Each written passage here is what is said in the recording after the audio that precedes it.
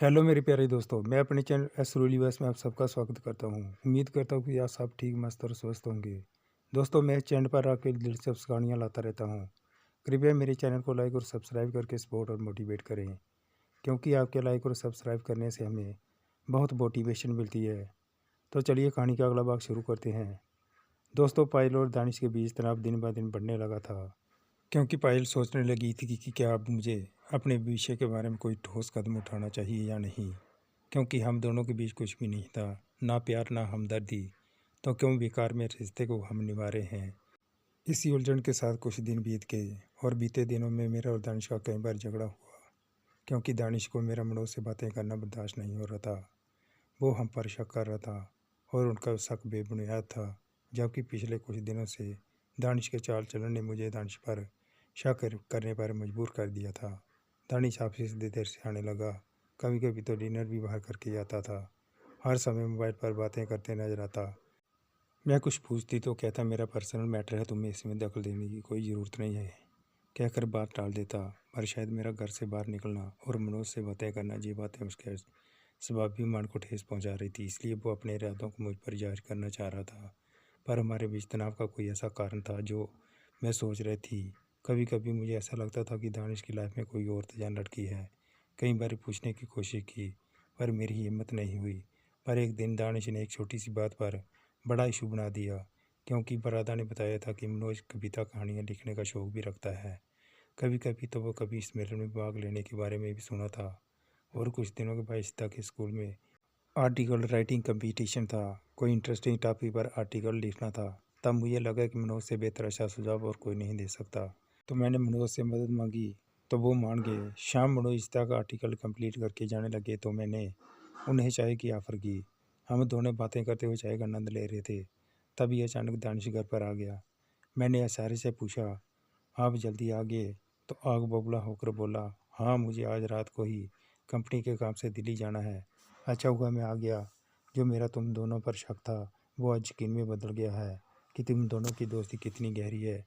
मेरे घर पर ना रहने का अच्छा फ़ायदा उठा रहे लेते हो तुम दोनों। तो मनोज बोला, देखिए दानिश जी, आप गलत समझ रहे हैं, तो मैं यहाँ। तो दानिश ने मनोज को बीच में ही रोकते हुए कहा, मिस्टर मनोज, आप हमारे पर्सनल मैटर में ना बोलें तो अच्छा होगा। और हाँ, आप यहाँ से जा सकते हो। तो मनोज वहाँ से चले जाना ही बेहतर समझा। मुझे दानिश का मनोज से इस तरह बात करना अच्छा नहीं लगा और मैं गुस्से से वहाँ से चली आई। मेरे पीछे दानिश भी आ गया और मुझे बातें सुनाने लगा। मैंने उन्हें इग्नोर करने की कोशिश की और अपना काम करने लगी। ये देखकर दानिश का गुस्सा और बढ़ गया। ये आदमी हमारे घर क्या कर रहा था और मेरी गैर मौजूदगी में यहाँ क्यों आता है। मैंने तुमसे पहले भी कहा था कि तुम किसी गैर मर्द से बात करो, ये मुझे पसंद नहीं है। तुम घर पर बैठकर अपना काम क्यों नहीं कर सकती हो।